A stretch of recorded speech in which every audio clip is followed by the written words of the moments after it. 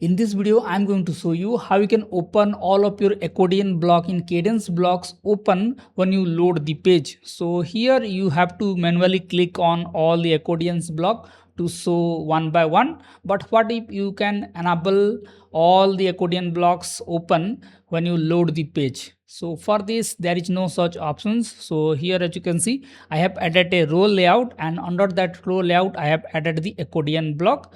And if I click on the settings, here you will see two options: pan close when another opens. So if I click on this, then first one will close and the second one will open. Or you can start with all panel collapse. So all the panels will be collapsed and you just need to manually click on that accordion to open the view. But what if you want to open all of your accordions at once when the page load? So for this you can use a CSS code. So here click on the main row layout, and here you will see a option custom CSS. So here you need to paste a custom CSS like this. Now what it does is it expand all the accordions blocks for you. So let me click on refresh, and as you can see, all the accordions blocks is now expanded like this.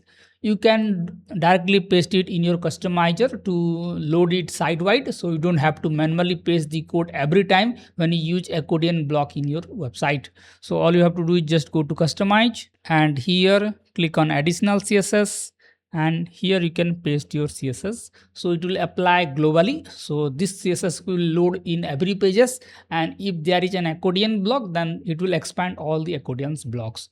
Or you can individually load the CSS code on particular pages using a code manager plugin like WP Code that allows you to load the CSS code on particular pages. You can select those pages, or you can select a category, tags, post, or pages, and load that CSS files on that specific pages.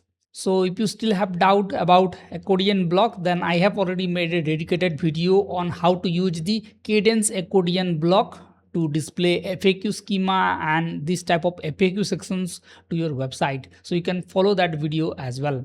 And if you found this type of content helpful, make sure to hit the like button. Thank you.